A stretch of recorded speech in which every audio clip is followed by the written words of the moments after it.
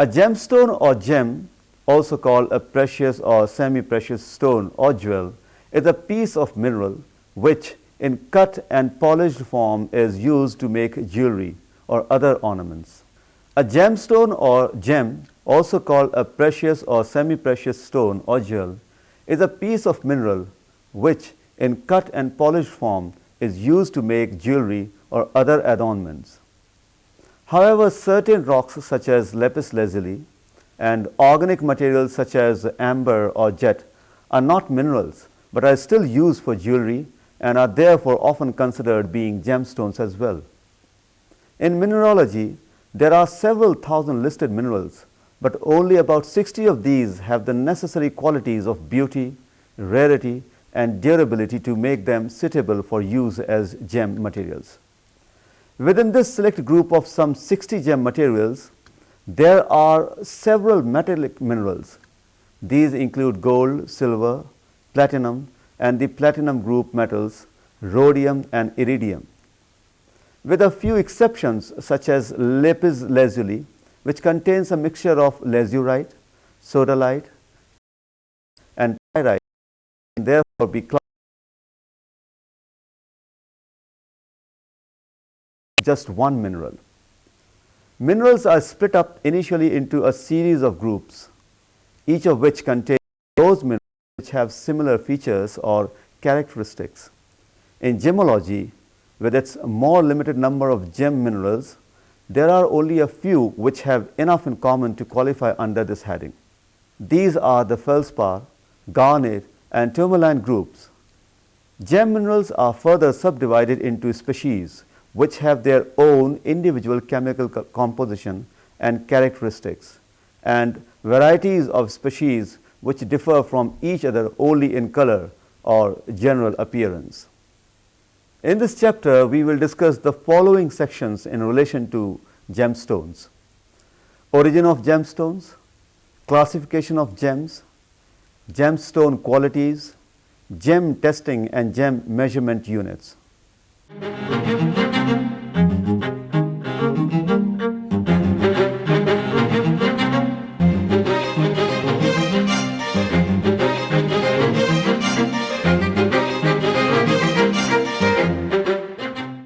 The origin of a gem is its place of genesis in the earth's crust or mantle.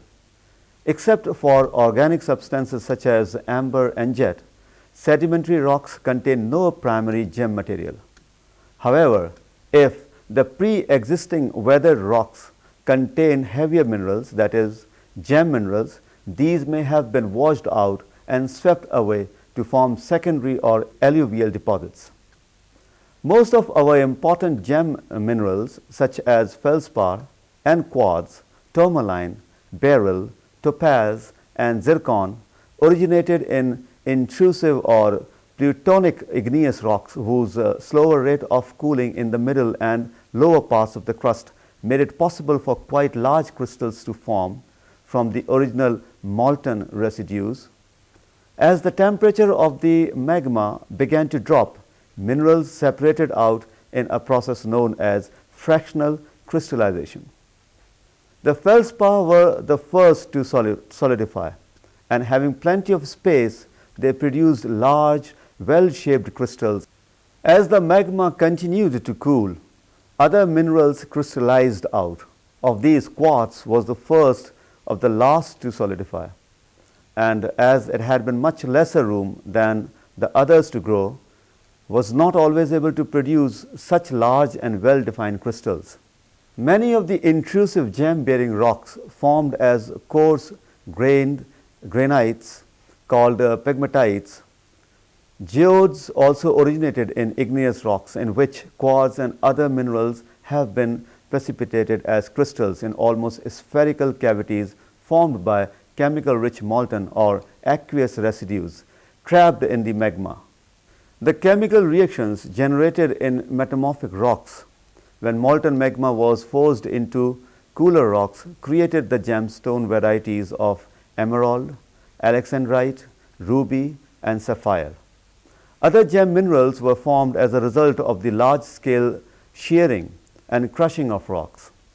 Examples of these are garnet and elusite, serpentine, nephrite, and jadeite. Diamonds differ from the rest of the gem minerals in that they were formed somewhere in the region between the lower part of the Earth's crust and the beginning of the mantle. The manner in which gemstones were created in nature can be related to the sedimentary, igneous, or metamorphic processes of rock formation, as well as the chemical content of molten and aqueous residues.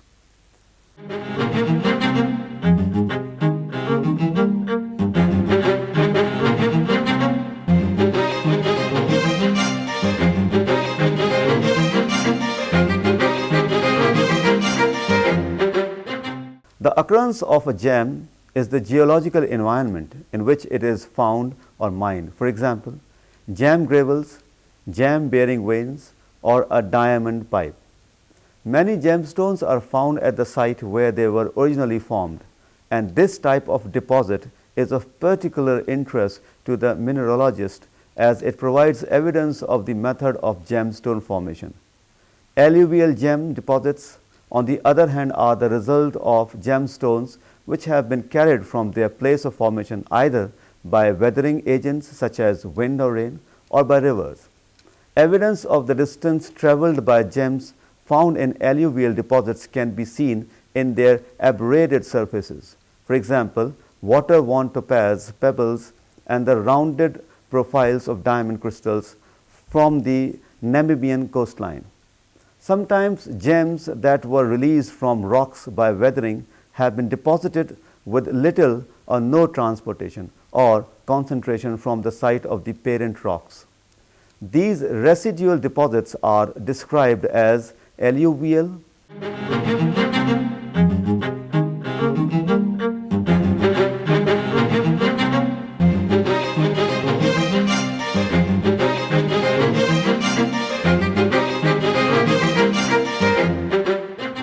Some areas of the earth seem to have been more blessed than others by geological conditions favorable to the formation of gemstones deposits. Sri Lanka is the host to a wide range of gem varieties including ruby, sapphire, the more common varieties of garnet, chrysoberyl, alexandrite, quartz, moonstones, spinel, topaz, zircon, tourmaline, and elusite and synhalite. The Malagasy Republic has aquamarine and the pink variety of beryl, but not emerald. Many of the varieties of quartz and garnet, plus topaz, tourmaline, orthoclase, feldspar, and kunzite variety of spodumene, Myanmar and Thailand have rich sapphire and ruby deposits. Australia has the diamond, sapphire, and opal fields, which are major sources of these gems. In South America, there are the famous emerald deposits of Colombia and Brazil, the latter also being a prolific source of amethyst, aquamarine, and topaz. The North American continent, among many varieties, contains important sources of tourmaline, while Russia, the first alexandrite deposits were discovered here in Siberia. We find malachite, tourmaline, the demantoid variety of garnet, including all the varieties of quartz and the heliodor, aquamarine, and emerald varieties of beryl. Other commercially important deposits of emerald are mined in India, Pakistan, Zimbabwe, and the Republic of South Africa, which is also well known for its tiger's eye variety of quartz and is one of the world's major sources of diamond. Equally important are the diamond mines in the Siberian Plateau of the Confederation of Independent States, CIS, formerly the USSR, in the People's Republic of China, and in Australia. Although historically India was the first source of diamonds, followed by Brazil, both of these countries are now only minor sources of the gem. In the Argyle mine in Western Australia, the transport rock magma has a different composition to the kimberlite, in which diamonds are found in southern Africa and is called lamproite. Another relatively new source of diamonds is being mined in the Canadian Arctic territories at Lac de Grasse.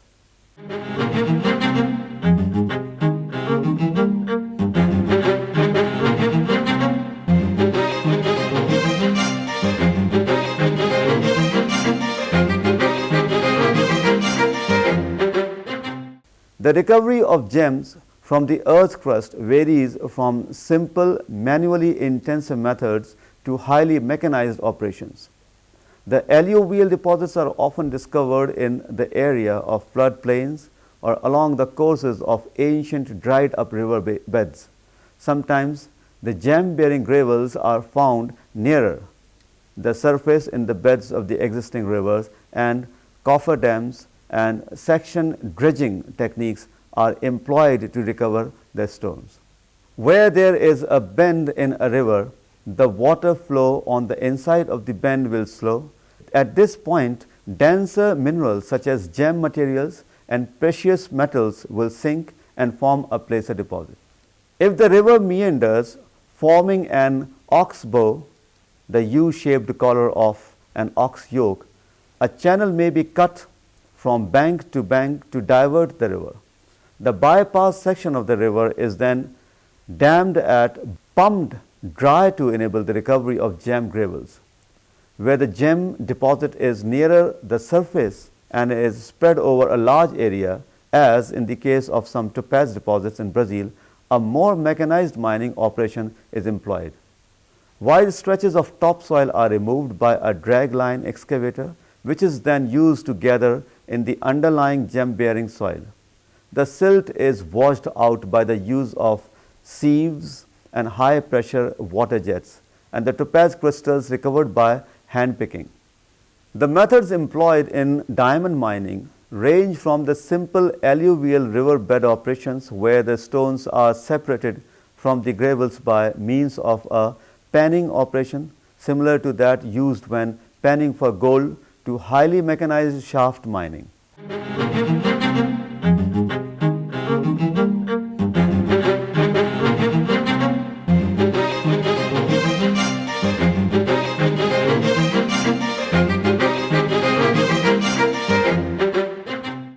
There is not one say to classify gems, rather there are several ways, each of which has its own purpose and its own exceptions that warrant close attention. Precious and semi-precious. A couple of centuries ago, the terms precious and semi-precious gems came into common use. There are so many exceptions to this classification that it no longer has any value. For example, diamonds have always been considered precious gems, yet there are diamonds that sell for $100 a carat. You can see them with sufficient magnification as essence stones or inexpensive jewelry. On the other hand, there are garnets that sell in excess of $1,000 a carat. Garnets have traditionally been considered semi-precious gems, but some of them are worth more than 10 times a low-quality diamond. Natural and man-made. There are a couple of terms commonly used for gem material, that is, created in a laboratory. Synthetic refers to materials that duplicate their natural counterparts. It is quite common to see synthetic material for emeralds, sapphires, and spinel. Organic and inorganic. Another approach is to separate gems into organic and inorganic. Inorganic gems are those whose creation is associated with living organisms. Amber, for example, begins life as tree sap, and pearls are created inside oysters. Hence, they are classified as organic materials. The term inorganic covers everything else. So, everything in the mineral world falls into the inorganic classification. Crystalline and amorphous. Differentiating between crystalline and amorphous materials is another way of gemstones are classified. The term crystalline refers to minerals that are comprised of a repeating pattern of crystals, while the term amorphous is used to describe minerals that have no set form or shape. While many gems are crystalline in structure, not all gems are crystalline. Amber and opal are good examples of amorphous materials.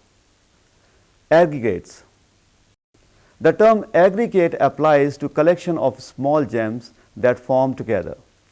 Aggregates form when the requirements needed for crystal formation, such as the presence of certain chemicals, heat, pressure, time and space, are not present for the necessary amount of time.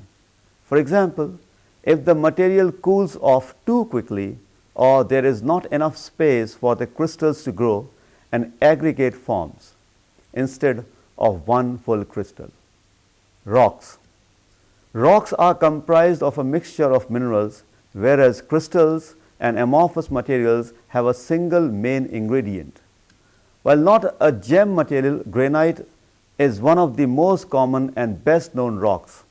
If you look at it carefully, you will see black, white and grey bits all around together in a single material. Though you do not see too many rocks in gemology, there are a few, including lapis lazuli, the most well-known rock in the gem world. Minerals. The vast majority of gems and mineral species are defined by a combination of their chemical makeup and their molecular structure. Chemical makeup refers to the atoms contained within the mineral. Diamond, for example, has the simplest chemical makeup, with carbon, C, being the only element present. Corundum is composed of just two elements, aluminium and oxygen.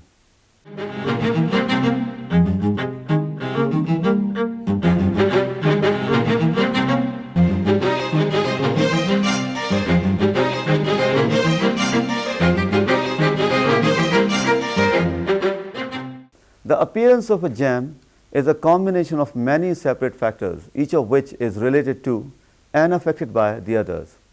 It is precisely the complexity of these intertwined relationships that has bedeviled all attempts to quantify quality. The criteria to objectively evaluate the beauty of gemstones have been developed through the years and can be summed up by the Anglo-Saxon 4C's formula: color, cut, clarity and carat. The quality and beauty of a gemstone are related to the balance of these four parameters. Color. The first C, for a colored stone, any gem other than diamond, color is the most important factor in determining quality. To the color scientist, given an opaque, matte finished object, there are three dimensions to color: hue position, saturation, that is intensity, tone, that is lightness or darkness. For colored gemstones, there is also a fourth factor: color coverage. Clarity. The second C, clarity, is judged by reference to inclusions. Magnification can be used to locate inclusions, but with the exception of inclusions which might impact durability, only those visible to the naked eye should influence the final grade. In this way, colored gems are very different from diamond. There are two key factors in judging clarity. These are visibility of inclusions, size. Smaller inclusions are less distracting and thus better. Number, generally the fewer the inclusions, the better. Contrast. Inclusions of low contrast, that is compared with the gem's Ri and color, are less visible and thus better. Location. Inclusions in inconspicuous locations, that is near the girdle rather than directly under the table facet, affect value less. Similarly, a feather perpendicular to the table is less likely to be seen. Impact on durability. Impact on durability. It depends on two factors: type and location. Type. Unhealed cracks may not only be unsightly but also lowers a gem's resistance to damage.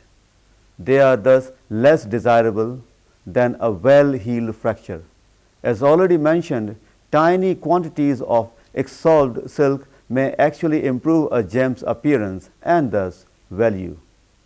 Location.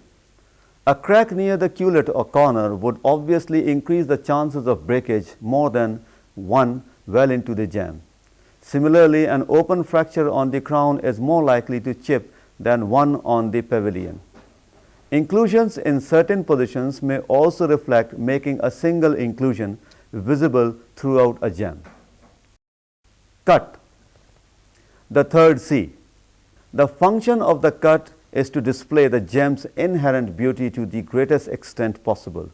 Since this involves aesthetic preferences upon which there is little agreement, such as shape and faceting styles, this is the most subjective of all aspects of quality analysis.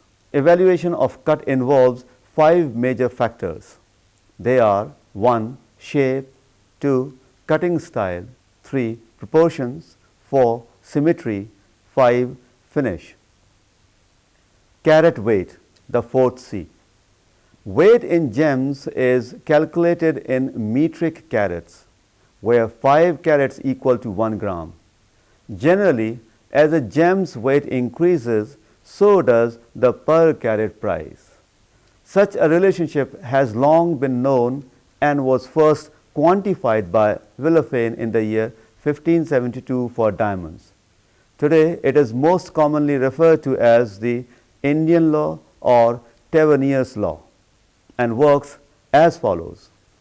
WT square into C equals to price per stone. Weight of gem equals to 5 carat weight. Cost of 1 carat gem of equal quality equals to $1,000 C. 5 into 5 into 1,000 equals to $25,000 total stone price.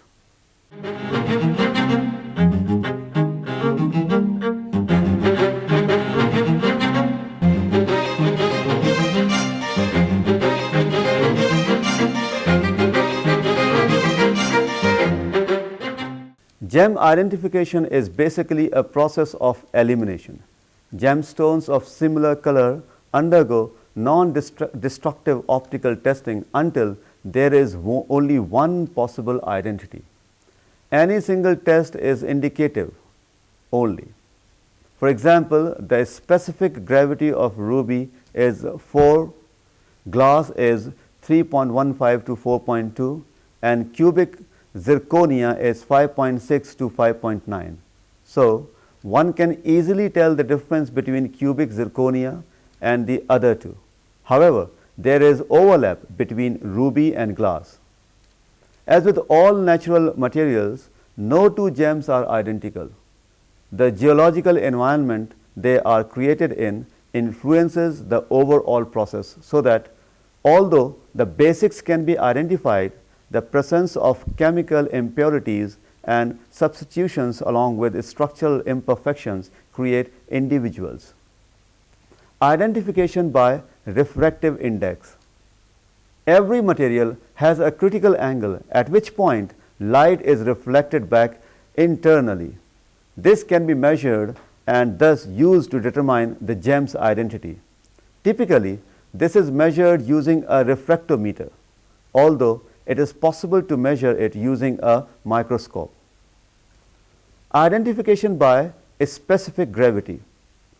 Specific gravity, also known as relative density, varies depending upon the chemical composition and crystal structure type.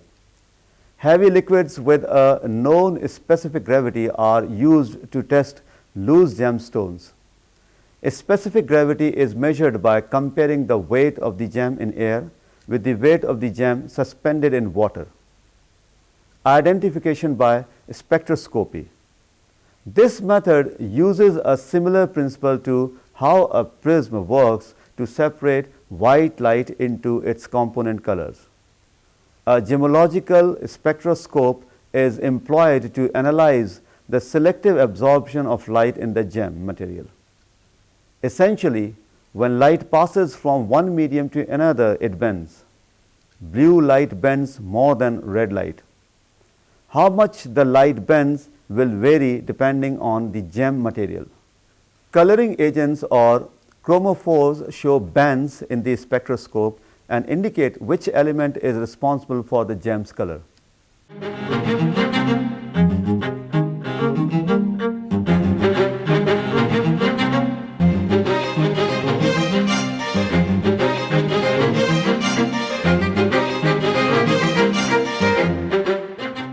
Some of the most often used gemological testing equipments are gemological binocular microscope.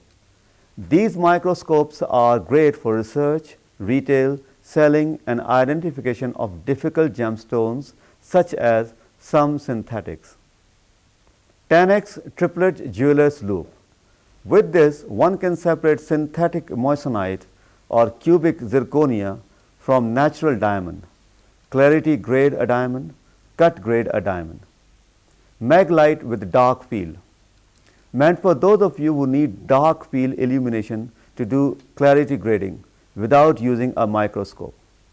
Refractometer. The refractometer gives the refractive index including the optic character and sign of the gemstones.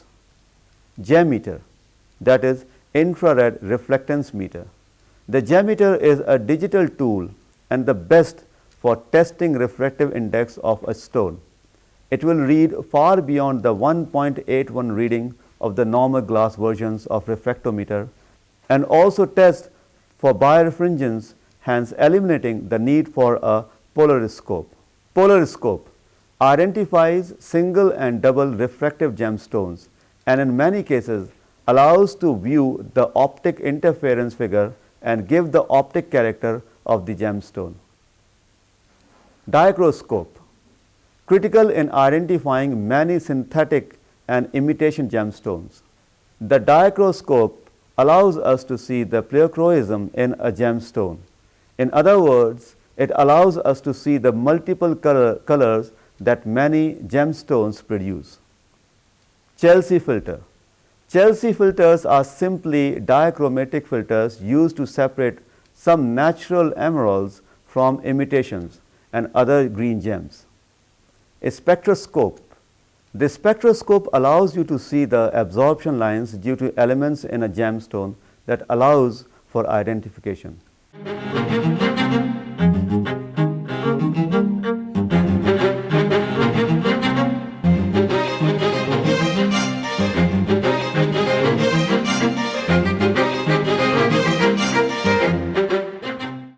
Carat is the international metric unit used for measurement of gems. Abbreviated CT, it is equivalent to 0.2 grams. So, there are 5 carats per gram. The metric system is the basic international standard used for gem commerce. The ounce, a familiar English unit of weight, equals approximately 142 carat. The ratti, as a measure of weight, was used during era before rule of Emperor Akbar and still used in India in domestic markets. Ratti is an egg-shaped scarlet red seed with a black spot on one end of the plant Abrus precatorius, which is known as gunja in Sanskrit and chirmi in Hindi. Divergent data emerges from several parts of India about the ratti. 1 ratti equals to 0.91 carats. 200 milligrams equals to 1 carat or equals to 100 cents. 182 milligrams equals to 1 standard ratti, astrological stones ratti. 121 milligrams equals to 1 sonari or jewelers ratti equals to kachi ratti. 1 gram equals to 5 carats, that is equal to 1000 milligrams. Going by the above, there should be a single standard value for ratti regardless of where you go. It has to be universal, but the fact of the matter is, it isn't.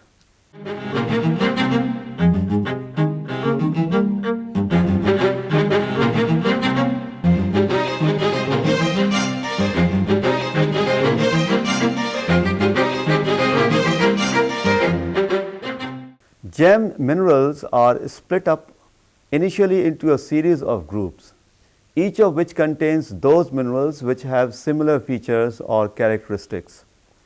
Gem minerals are further subdivided into species which have their own individual chemical composition and characteristics, and varieties of species which differ from each other only in color or general appearance.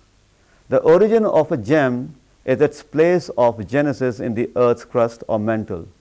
As the temperature of the magma began to drop, minerals separated out in a process known as fractional crystallization. The recovery of gems from the Earth's crust varies from simple, manually intensive methods to highly mechanized operations. There is not one way to classify gems. Rather, there are several ways, each of which has its own purpose and its own exceptions. The quality and beauty of a gemstone are related to the balance of color, cut, clarity, and carat. Thank you very much.